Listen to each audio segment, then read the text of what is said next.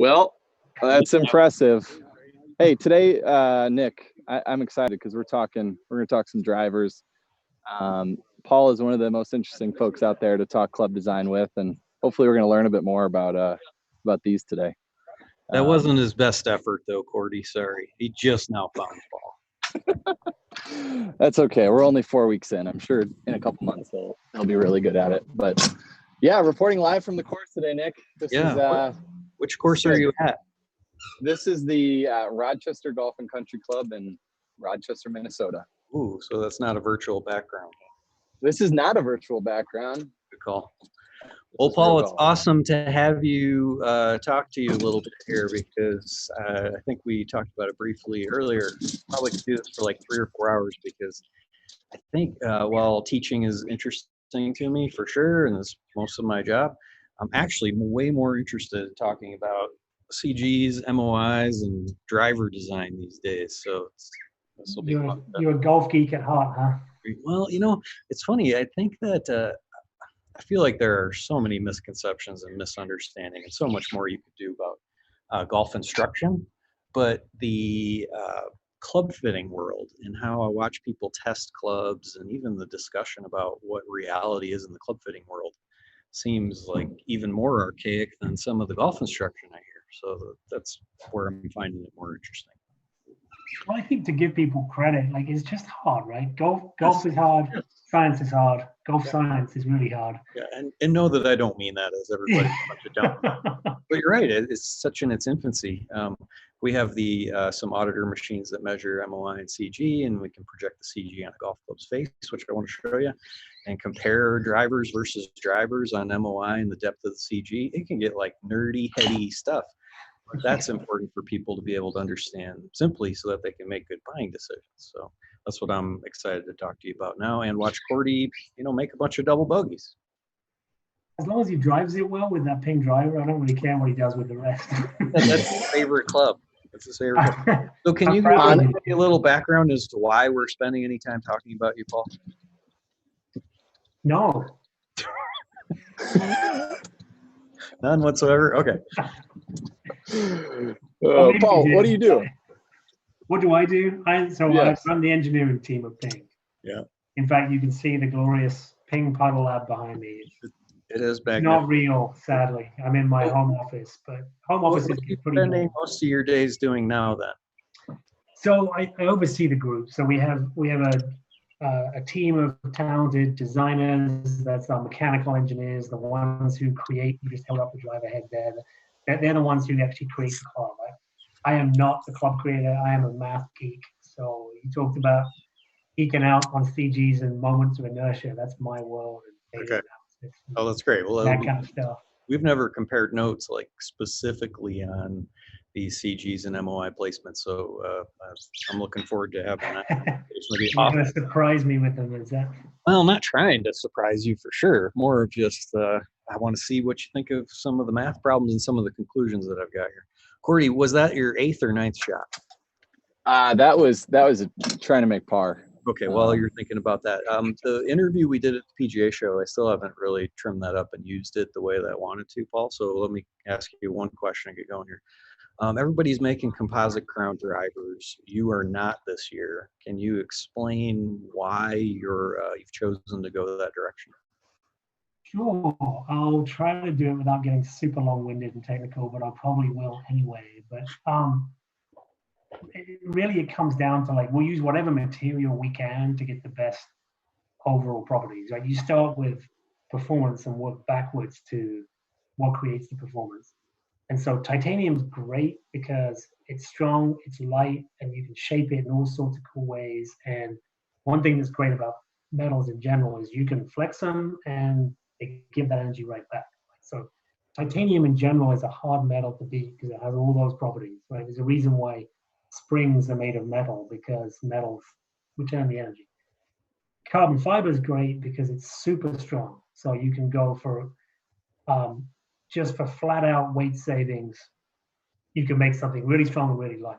The issue is when you combine the two, you've got to actually join them somewhere. So at some point, you've got to have this overlap. So with really good at making titanium super thin, which is a big manufacturing advantage of ours. So we get our crowns down to, it's about 2.5 sheets of paper or $2.5 bills thick. You can save weight by going even, not necessarily thinner, but even lighter with a piece of carbon fiber. But then what we find for our designs is you end up adding it all back in at this joint where you've got 2 layers together, but you've got to glue them together somehow. So the minute that we think we can make a Ping driver that's got carbon fiber in it that's better, we'll do it. But as of right now, you look at all the knowledge we have and all the prototypes we have, the best driver we made has really thin titanium sections. Yeah. Which isn't to say that, next year or 2 years from now or 5 years from now, we come out with one that has carbon fiber or whatever, some other material. Yeah. We're not anti-carbon fiber. It's quite cool for what it does, but our best driver is titanium. Yeah, right. So everyone else making carbon fiber drivers is just better at it than you are. Is that what you're saying? Maybe that's it. Maybe they figured it out. So it's either we're better at making titanium or they're better at making. There you go. We can spin it that way if you want. But at the end of the day, right? It's just the customer doesn't care what it's made of. The customer cares how far it goes and whether it finds the tail. You got it. And that's the story that isn't told enough, is that the carbon fiber on the top of some of the drivers may be better, as you're alluding to. Might not be, though, because the story that's missed is the gluing that's needed. So I get that part for sure. Hey, I've got another question here for you. I have a 410 SFT. We can talk about the CG MOI there. I've got a 410 LST and a 410 Plus. Where's the 410 Max? Well, the 410 Plus really is the Max to an extent. And we did the 400. When we did the G400, it was a little smaller, and then we did the Max as a bigger version. With the 410, we kind of split the difference a little bit, and that Plus version is kind of right in between the 400 and the 400 Max. And so we tried to get kind of the best of both worlds.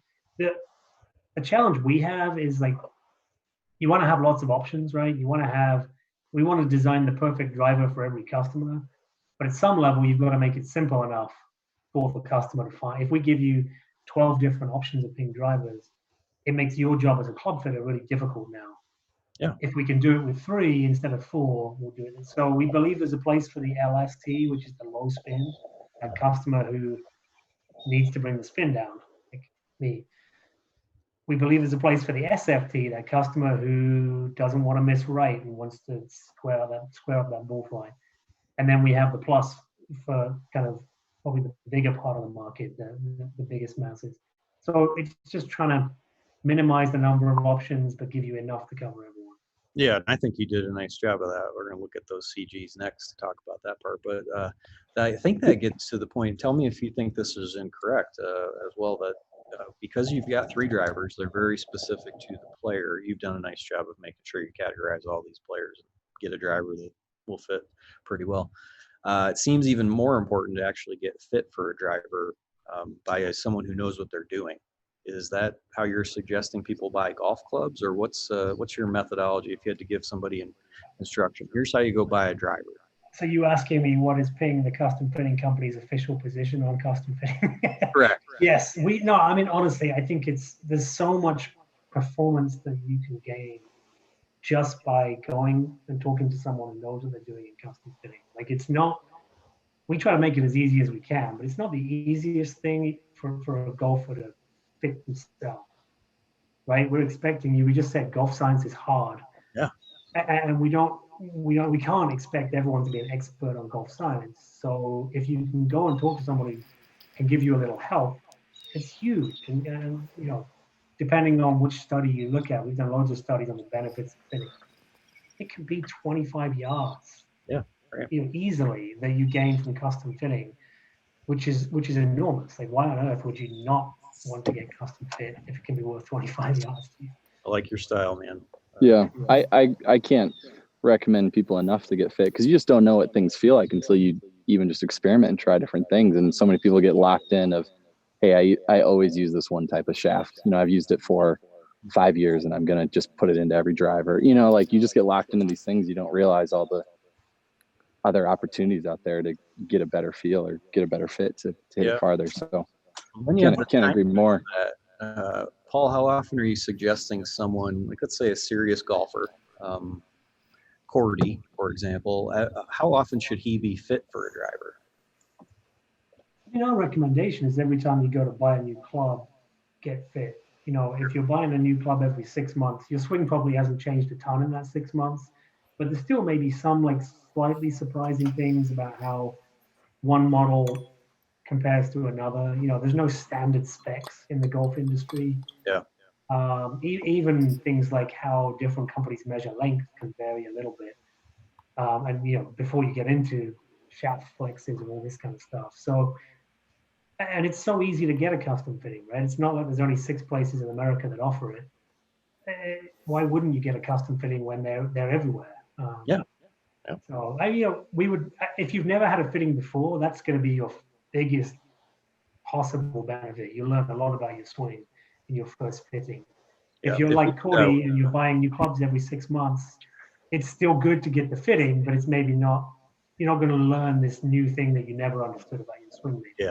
Yeah. I always say it's the cheapest investment in your game, and not to like cheapen a product that a fitting is supposed to be cheaper and expensive, but it's a great investment into your golf game, and anyone who's serious should get a club fitting. What would you recommend, Paul? So I've had this driver for 2 years now. Hit it great, love it. I have zero complaints. Is there any reason to go get another fit, or am I good to just keep trucking along with this? Well, how did you just? Yeah, we should probably watch you swing, and that's. He's about to answer our question right now. I wish I could. We feel like we've made improvements with the G410, and we feel like that he will see some benefits of getting fit for a G410. The longer you leave it, the more those benefits stack up. Like every year, we make incremental improvements to our clubs. If you haven't been fit for a driver in 5 years, you're going to see a bigger difference than Cordy, who's pretty well fit for his G410. His G400. But we still feel confident that you'll notice some differences in that 410. Yeah, and I can attest to that too, looking at the CG placements and the MOI gains, but also the depth of the CG back. You've made some strides for sure every year. So I'm with you there. And this year, in any year in particular, I've been measuring these for a few years now. This year, every manufacturer I've found has made at least something that's improved along all of their club head designs. So, I think your industry sometimes gets a lot of heat for how can this really be different? We can't really do much else. You're still improving the way that these things work. Cordy, where did you hit that one? The left rough or the right rough? That's the left rough on that one. Better rough. All right, let's take a look at this picture I had up for a second. Then Cordy started blabbing, so I turned it off. But this is the 410 Plus. The red dots here are the center of gravity based upon how you're going to move the weight around. Let me grab that head here real quick. So you've got your. This would be taking the 410 driver and moving the weight into the heel or toe position. Yep. Yeah. Measuring the projected CG. So it's not the horizontal CG. It's using the club face normal for that. Yeah. This driver is one of my favorites, quite honestly. So the MOI 5385 is definitely one of the higher MOIs. So that's my measurement off of my machines. There's nothing that says that other people couldn't measure this differently, but I feel really good about how these have come out, and the measurements look awesome. And then how much you can move the center of gravity. To have a 5385 CG on my machines and not raise the center of gravity, like where I'm putting a cursor to have it too high on the club, which is then the same thing as hitting a shot low on the face and having a bunch of spin on it. I think you've done a nice job of this. And then the CGs with the most draw location to the most fade location, they're not quite to scale in this, but pretty close. You've got a wide throw on how much the ball can curve from the adjustability that's built into this. You see anything? The art of it's trying to get a noticeable enough difference, but not getting into compromising the overall performance of the club. So we kind of aim for like that difference from neutral to draw setting or neutral to fade settings, about an average of 10 yards. So that would be taking all your shots, making your whole dispersion move 10 yards left and then another 10 yards left. Mm-hmm. And so it works out. It's roughly 1/10 of an inch movement in the center of mass, gives you that 10 yards. Yep. So it's funny. I think a lot of people think it doesn't seem like it's moved that much, but that's all you need to make a pretty big difference. You deliver the club when it's in the draw setting, you deliver it a little more closed, and then you get a little bit of this what we call gearing, where just the club closes a little during impact. So you add the two up, and it adds up to 10 yards on the course. Yeah. So I'm going to draw a line as best I can on a Zoom call. That's pretty good. That's not bad, right? That was pretty good for me. So I'm going to draw a straight line vertical so we can get an understanding of what this is for.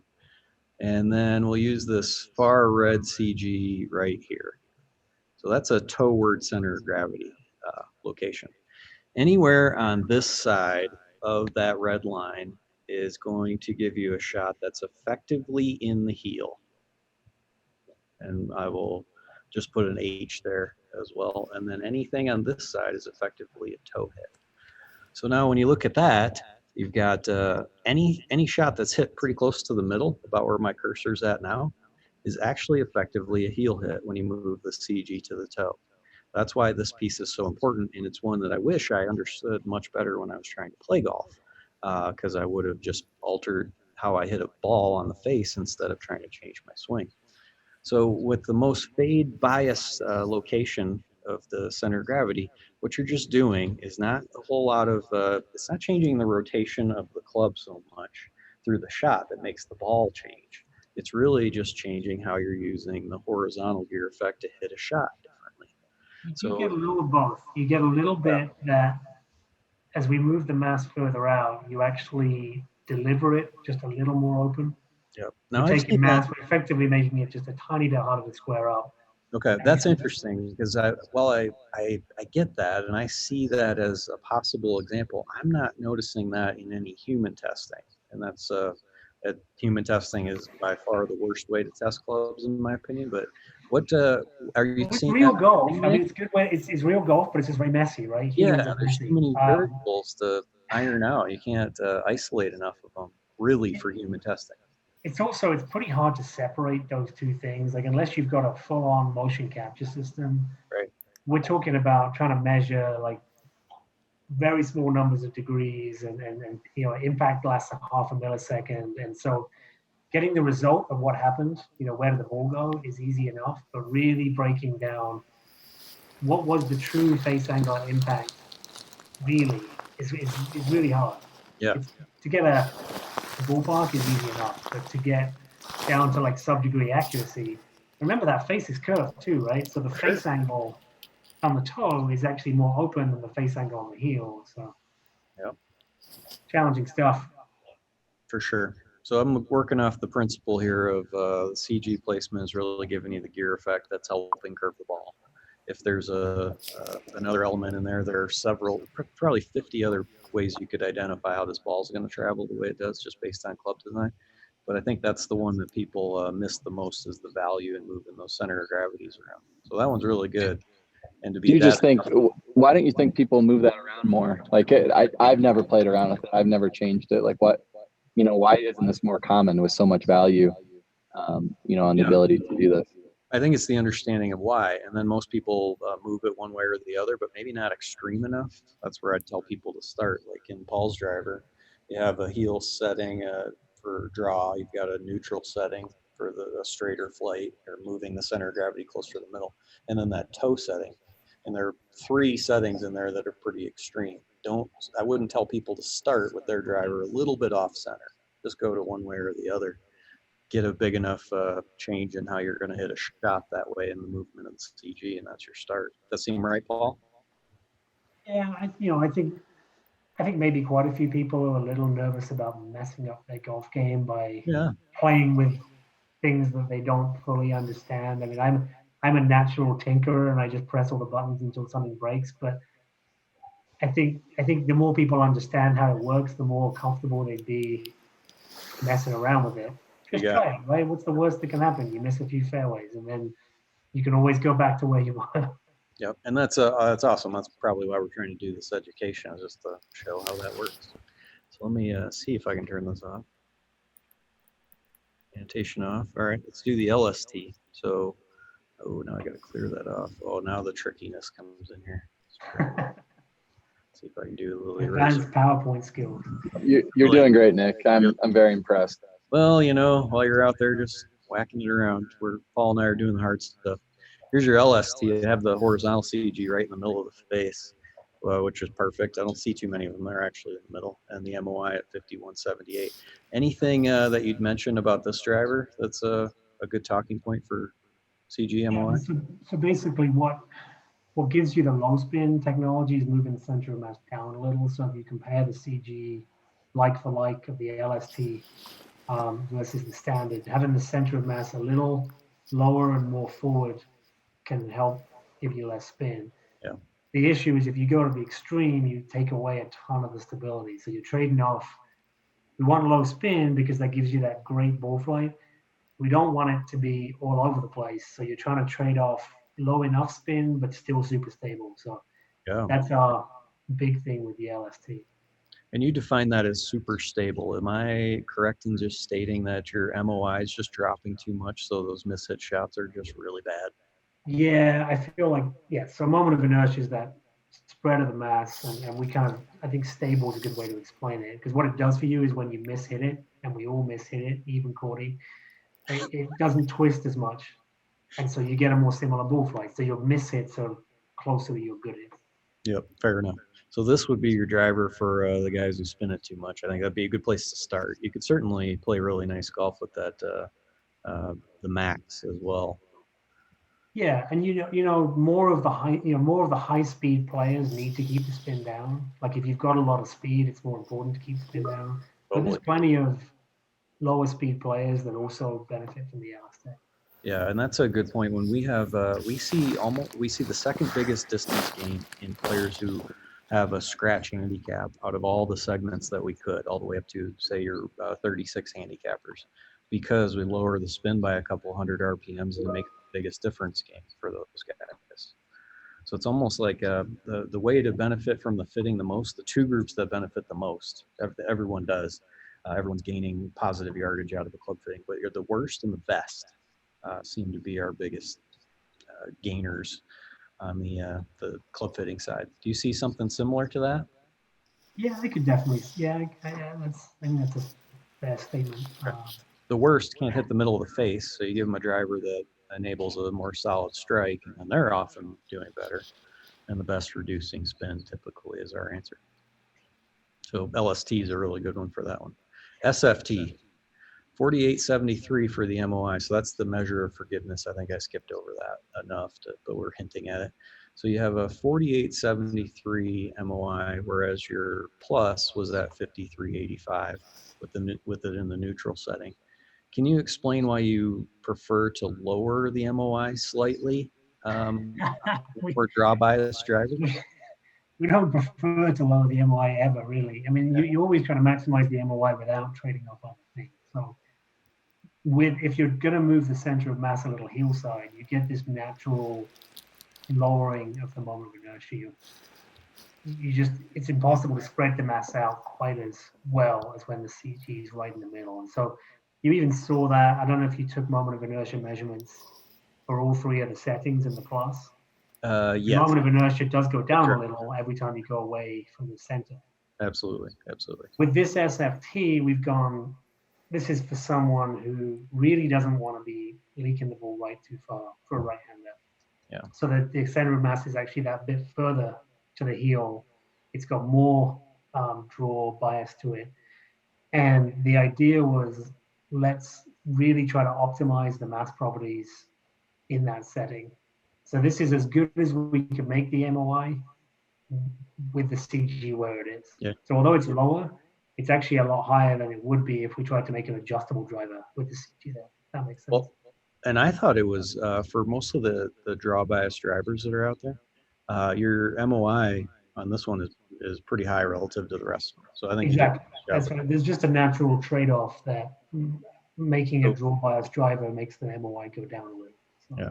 So that's the piece I want to try to help everybody understand. Here's your driver face. Because the center of gravity is slightly towards the heel, even if you hit a shot right here, which looks like it's really close to the middle of the face, you're still getting some draw bias gear effect out of that, and it helps you in those situations. So that's what you've really made your 3 drivers do. Exactly. Now let me show you a chart, which is, I think, a huge testament to what you do. And I'm sure you do something like this already, but I want to put my, give you my stance on this one here. So I'll try that fancy eraser again. Cordy, you watching this? Check that out.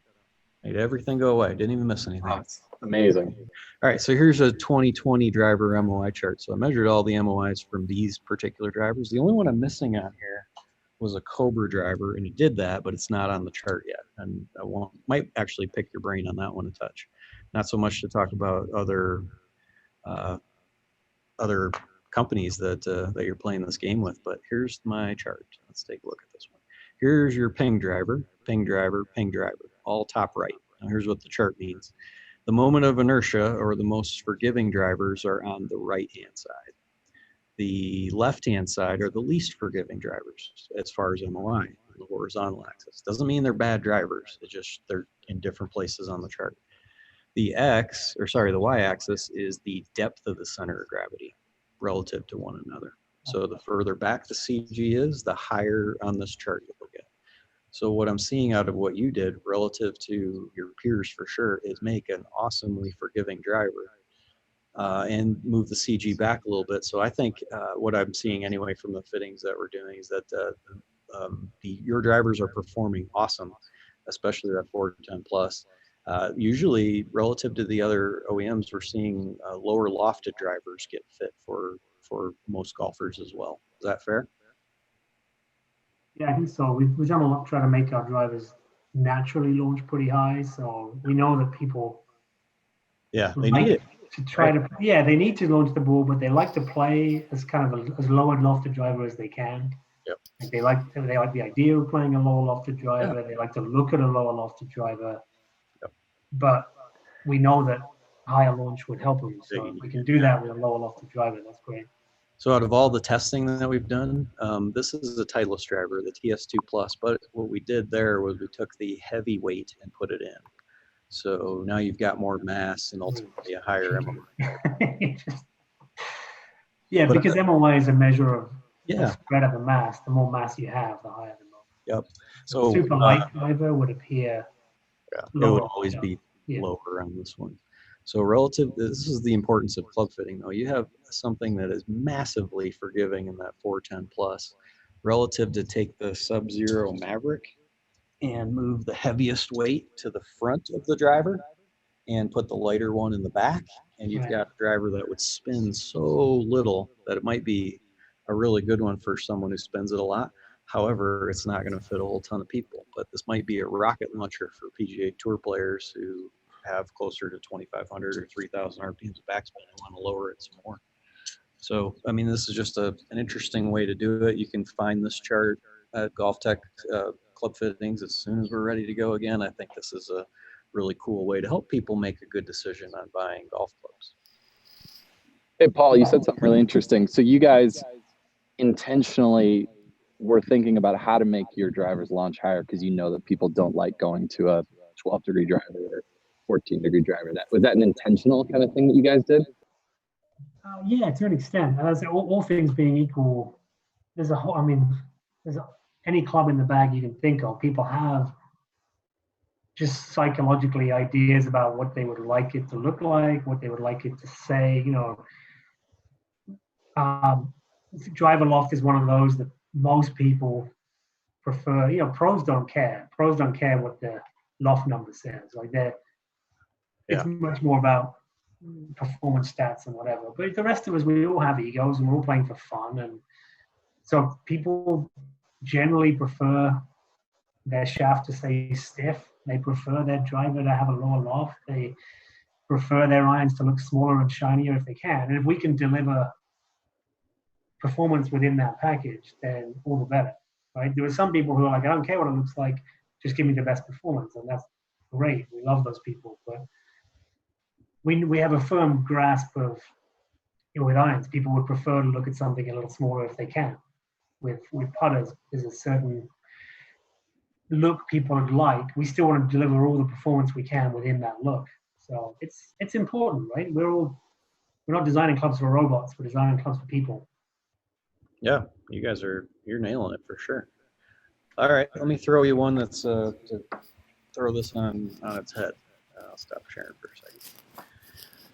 I'm thinking about how I could use this information to actually build a driver. So sorry, this will scare you. I'm the amateur who's got a little bit of information and wants to try something here. Have you seen Orlamar Slice Killer? Talk about retro and lousy. This thing's a bad driver. Not super familiar with it, but let's go. Offset driver. Okay. Okay. And it is made with the CG. Well, I'm not sure. I'm just hypothesizing that the designer of the club didn't actually understand how the CG would work best for that. They just made a driver that was offset and closed the face some. Fair enough. I mean, it's something. But the center of gravity on this is ever so slightly even towards the toe, quite honestly. So you're not getting that benefit of the gear effect. What would, I mean, help me understand this. So 96% of people who come into Golf Tech slice, and they don't really know how to help themselves. That's why they sought out help. 93% say they either want to hit it straight or draw it. And really the other 7% just don't know what they're doing. They didn't even know how to answer the question. What keeps any clubhead designer really from adding all of the draw biased characteristics to a golf club to help every single person draw the ball? You could do that just with this driver. For example, I might add like even another 1/2 inch of offset to this. It won't look real pretty, but you're starting to build in the draw bias characteristic. Take the center of gravity and move it even more towards the heel. And then by doing so, you're going to take the adjustable weight, lower that thing right out of it. And I might even design the club from this view to have much less of a toe shape, take some of this off and add a ton of it down here to continue to move that CG. And then the part that would come last is the loft. And I'd probably lower it to about 4 or 5 degrees because you're going to spin this thing so much. Does any of that sound like it's one, reasonable? And then two, I know you wouldn't have a golf club that looks like this, but I mean, what I just described in my world would be a total slice killer. Yeah, it's a good question. And I guess my answer would come back to because humans. Yeah. We've been through this, we did, when I started the Ping, we had the G5 driver and the G5 offset, right? And the G5 offset driver was pretty close to what you just said. And in a fitting environment, if you took your ego out of it and it was just which one did you hit best, which one went longer and straighter, which is what everyone says they want. Yeah. G5 offset should have sold better than G5. Right. Did it sell even close to G5? No. Do people like to be pigeonholed as, hey, you're a hacker, there's your clubster? And so there's a perception, right? The pros draw the ball and hackers slice the ball. And it's a little more complicated than that. Pros are much more of a mixed bag. But you're right. It's definitely true that majority of people could use some help squaring it up. But they don't want it to be like slapping them in the face. Yeah, mostly. It's too bad because that's what golf needs, man. It actually needs. Yeah, and so what we've come to is like, how do you deliver that? But deliver that in a way that kind of looks good to the eye. That offset's an interesting one. Like we know what offset does. We know that it helps square the club up a little. But we've sort of gone away from doing that in a big way on our drivers because it stops people trying it. Yeah. And if you don't try it, you definitely don't buy it. So we don't use that as much as a lever. We use the CG a little, which is more internal and you don't really see it. Mm-hmm. It's still there helping you, but it's not kind of, hey, look, here's this big hacker's driver. Yeah. And the reality is we have plenty of pros that put their driver in draw bias because they want draw bias. So it's not, no doubt about it isn't hackers versus pros, but for some reason people feel like that. They feel like if it's too obvious that I'm playing an anti-slice driver, it means I failed. Yeah, I'm a horrible person. Exactly. I can't do it. I shouldn't play golf. No, I don't want to make you play good golf and feel bad about your life, right? That's not. Well, don't be surprised, Paul. One day you might see a golf club CAD driver that's all set to draw. There you go, and it will have a small but appreciative following. It'll be really small, but those people won't slice. You got it, Cordy. I'll send you one as soon as I can get that done. I would appreciate that. That'd be great. I'll be your first testimonial. We need to check. You know what? I'll be honest. Since I came on this live, you know, the game has gone downhill. Yeah. And I lost a skin, so I owe him $5. So, you know, unfortunately, I couldn't recommend going on Facebook Lives as a game improvement method. Yeah, every day it's taking you away from your practice. It's almost like you're not really, trying your best out there now. Yes. No, yes. It looks like you're putting a lot of X's on Will Robbins' scorecard. Is that true? There's some X's going on here. It's not all fairways and greens, unfortunately. Cordy, you have a G400 driver. I do. Do you have that to show? Can we look at the bottom of that thing? I got it right there. What's the loft on that one? I got a 10.5. Okay. Paul, what if you had to give him a 410 of some kind? What might you start with for Cordy to fit in? I would, unless he's telling us there's some huge miss that he's hitting all the time with that, I'd start with some specs that are at least similar, and then you're comparing apples to apples, and then go from there. So I'd at least start with probably a G410, 10.5. You said you hit that really well, and it's well fit for you. Yep. Anything with that club that you still fight as a mishit? We're going to fit you from afar.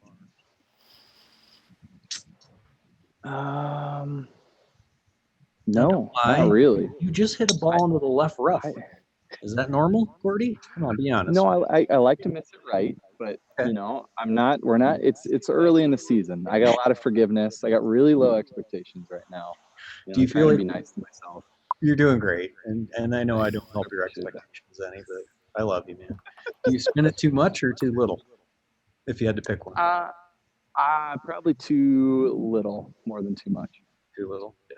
Yeah, but I don't think it's that big of a problem. Yeah.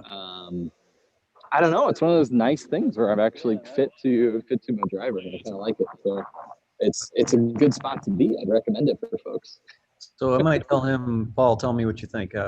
Here's what I would suggest he start with. I want to hear what you'd start with. What was the loft on that, 40? 10.5. Okay, 10.5, 410 plus, standard setting, neutral. I think so. Yeah. And then my next question would be shaft, and right. What's he playing now, and what if anything? See if we can see from this shot. Like, does he keep the ball up in the air a bit more? Cordy, we're watching and judging. Oh man, that's your real swing? Oh my goodness. Or is that your That's my real swing. Facebook Live swing? I'd maybe send him for some golf tech lessons first, maybe. Oh boy. Wow. This is going downhill for me. Why'd you show that on? I mean, people are. Oh, that's not good. Oh my goodness. Why do you say the plus, Nick? Why would you say that versus the normal? It sounds like you're just looking for neutral and you don't want to lower your spin. So I wouldn't bother with the LST for you unless you want to add another degree of loft. Maybe that'll be a useful tool. I think that's the part that I like about the Ping drivers so much. And many of the other OEMs followed suit really nicely. But you got those three very distinct driver heads, and you can make them all fit somebody, though. Like I could go play that SFT. I would just aim slightly towards the heel with every shot. Probably wouldn't notice anything different than playing a G410 plus. It's just understanding that is not something that the average guy really gets yet, which is why we're doing this. The LST can be quite alluring. Like if you're on the low end of spin, Cordy, you could probably, your best shots with the LST would probably be beautiful. Like you've got some decent speed, that low spin, but then if you just catch them a little high on the face and they fall out of the sky, like the miss hits would probably be better with the flop. Yep, right. But literally any one of those could fit you, Cordy. That's just probably where I was. Gotcha. Makes a ton of sense. So I haven't really I've started to dabble. It's so hard taking putters apart to put them in my MOI machine, but I've started doing that. Are you playing around much with MOI on your putters, Paul? You mean, you got the auditor machine, so you mean the MOI of like the whole built club or just the head? Well, just the head, sorry. So it confuses people even around our office, the MOI you could be talking about around the head, around the shaft, or around the whole club. So. Sorry if I've been vague. Usually I'm speaking about the MOI of the club head on the Y-axis, or the X-axis, sorry. So we do. We look at that. So, obviously swing weight is kind of the Mhm. industry standard-ish way of talking about weight of clubs, but there's nothing magic about swing weight. You can make two clubs with the same swing weight that feel very different. Similarly, you can make two clubs with the same moment of inertia that feel different too. So it's not the be all and the end all, but we kind of look at overall total just mass of the club, then swing weight, and then MOI. It's like three measures of feel. And to be honest, if you have the overall mass and the MOI, you don't really need swing weight. You can just use those two. Yeah. So we will look at that quite a bit and try to dial in where do we want this particular putter in the line to be in terms of moment of inertia. Okay. Because it plays a lot into how the golfer perceives the balance and feel. Yeah, I can see that totally. It's abstract to probably people watching this. That's why you should try a bunch of different putters for sure.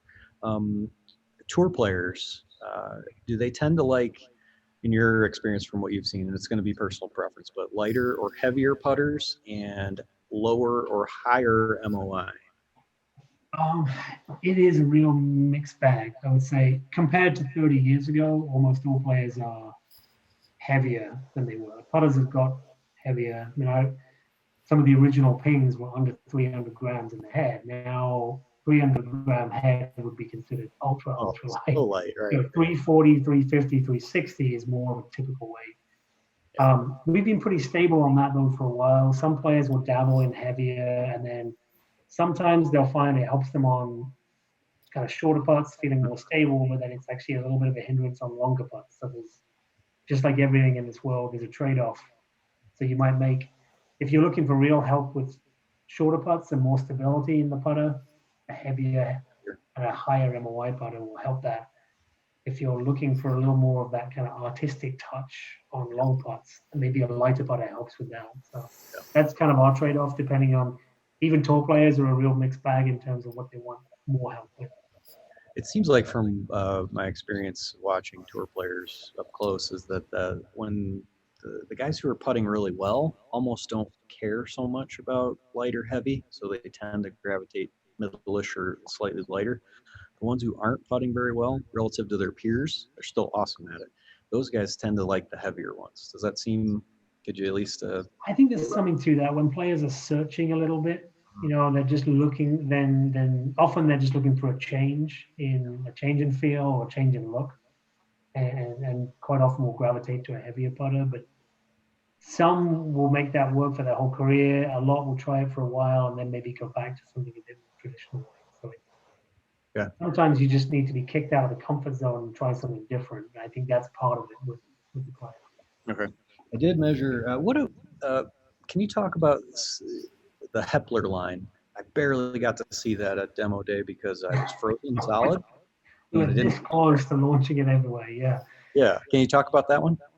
Yeah, so that's our new line. It was sort of scheduled to be in every store you could imagine in March, and then the apocalypse hit. So it'll be with you as soon as people are back playing golf again. But it's meant to be. It is our kind of firmer feeling lines. We've added some more multi-material to it. We're using aluminium and steel together, so you can kind of, just like with the driver, increasing the moment of inertia, increasing the spread of mass. The same thing applies on a putter. If you make it for a given shape, if you can make it as stable as you can, then on miss hits it performs more similar. So we use all the mallet and mid-mallet putters in the line are a combination of aluminium and steel together with this kind of two-tone look. So there's a black and a copper look. The copper look is actually steel, and the black is aluminium. But it's a solid face, so you can make a putter feel really soft and quiet by using a polymer insert. So most insert putters are trying to soften the feel. Our Sigma 2 putters are trying to soften the feel. If you want to make a putter more clicky and firm feeling, it's better to have a solid steel face or a solid aluminium face. So these ones, Sigma 2 has the groove and it has the insert for soft. This one's meant to feel firm. Okay. What it does is it gives you a real perception, a different perception as a golfer. It actually gives you more audio feedback. So if you're someone who uses more of that audio feedback, you want to perceive a different sound when you just hit slightly different on the face. And that's part of your how what you use to kind of inform the next part and the next part. These work really well. If you're someone who doesn't want that, and they want a soft sounding, soft feeling putter, the Sigma 2 is for them. So we just feel like there's room in the world for both.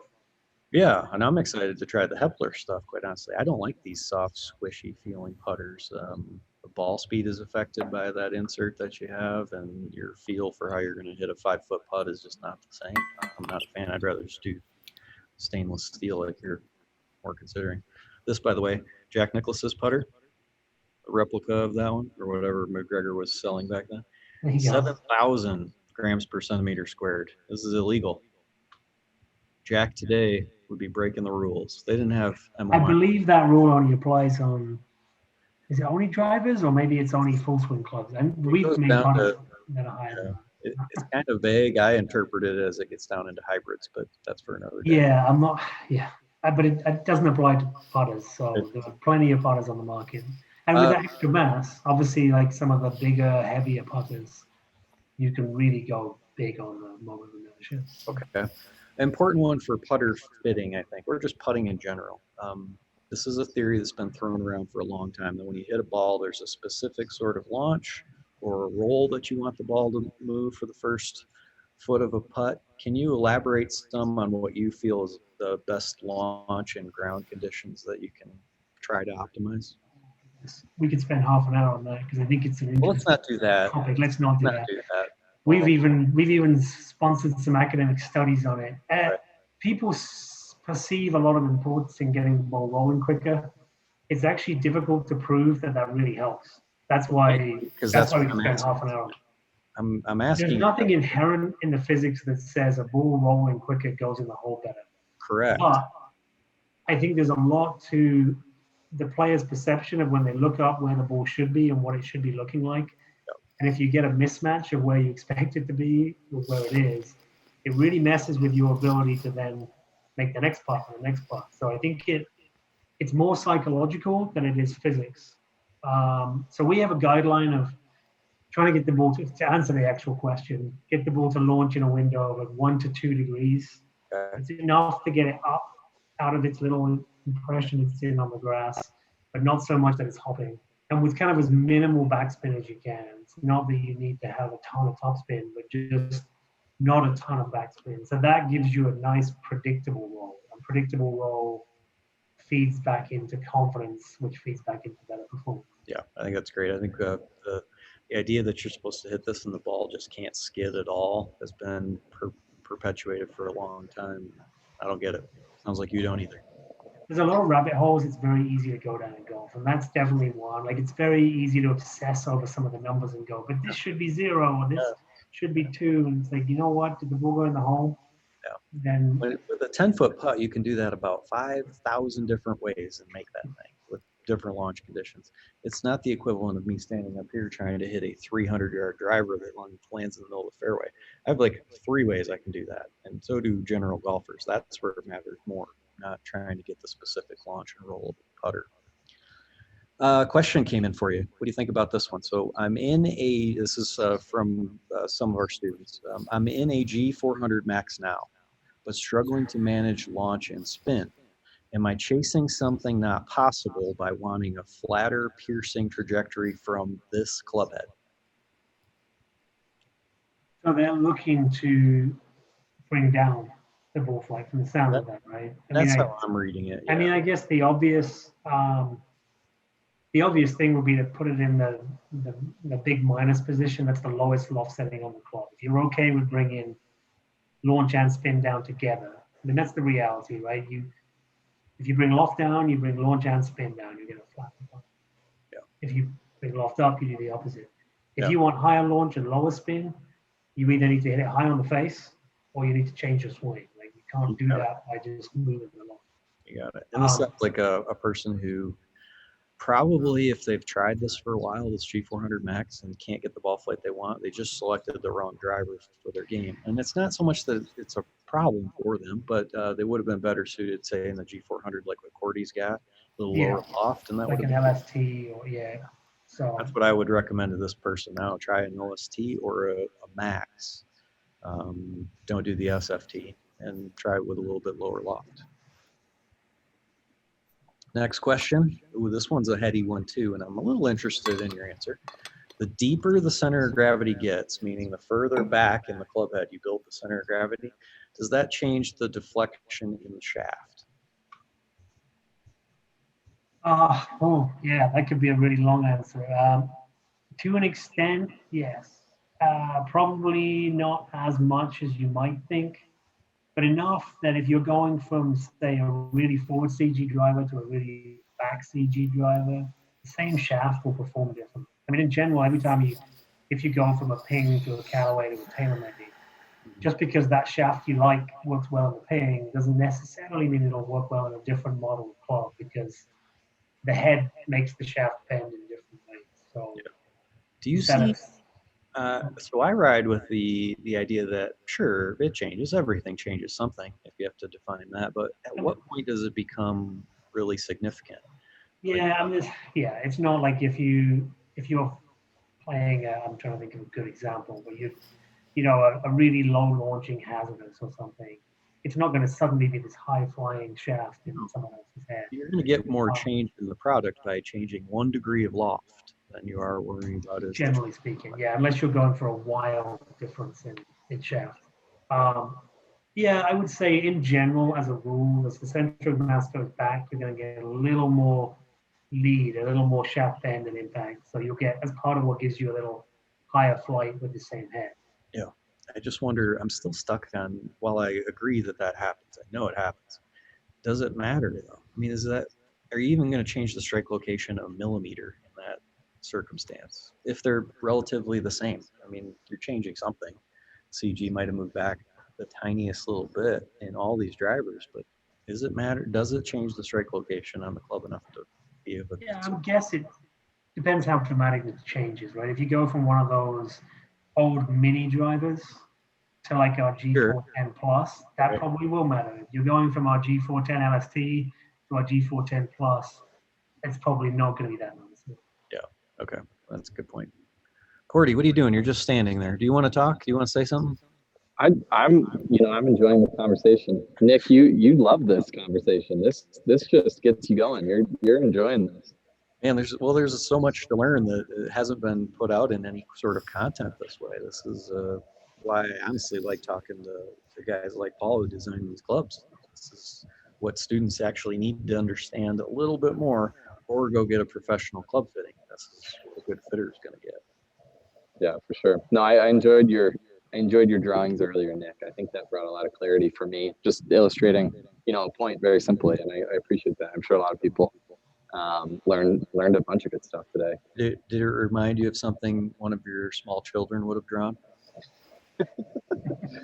Potentially. I mean, you're pretty good. I'll be honest. You're not a bad drawer, Nick. I'm trying. You don't. I don't really need the compliments from you. You don't give me many, so it feels weird, right? Not sure. Paul, I'm down 1-0 on the games. You ready to give me a shot? You got a new game for me? 4. Yeah. I don't have like a Connect 4 board here right now. All you need is your hands. I wanted to play Twister from afar, but it got vetoed by our producers. Okay, what are we doing? Rocks, paper, scissors. All right. Do the counting. All right. What are we doing? A countdown or count up? What works here? What are we doing? Wait, is this best of 3 or is this a one-off? I think it's 1. All right. I feel good at 1. I don't feel good at 3. On 3 or after 3? 1, 2, 3. We'll go 3, 2, 1, and then you go. Okay. Here we go. 3, 2, 1. Oh, disaster. This is lava. Melts your rock. What's happening? 1-1. Well, so I think you changed the rules of the game on me. No, rocks, paper, scissors, lava. I'm surprised you didn't hear. I have no idea what he's doing, Paul. I apologize for that. I'll take the defeat like a man. It's okay. I'm English. We're used to glorious defeat. This is the only way I can beat you, Paul. Oh, man. Should we talk about irons and wedges some other time, Paul? We should do that. I'm game. I'm stuck in the house at least a little bit for the foreseeable future. So well, let's see if we can make some time to talk some irons and wedges another day. I would love that. Awesome. Yeah, we did a little podcast on that. bag of Piners, Paul. That was We did. great. We talked about blueprint irons and everything, didn't we? Yeah, I'm happy to get back. I think we should do it again. Maybe we could get Nick drawing some things and make it even a little bit more entertaining. I don't know. We could have you playing polo in the background, just riding the horse around. And I just want to see Cody riding a horse. He doesn't even need to be playing polo. Okay, we're trending downward here. Let's call it a wrap for today, guys. This was super fun. Thanks for hanging out with us, Nick. We'll be back next week. Don't worry, folks. We've got more coming for you. Yeah, thanks.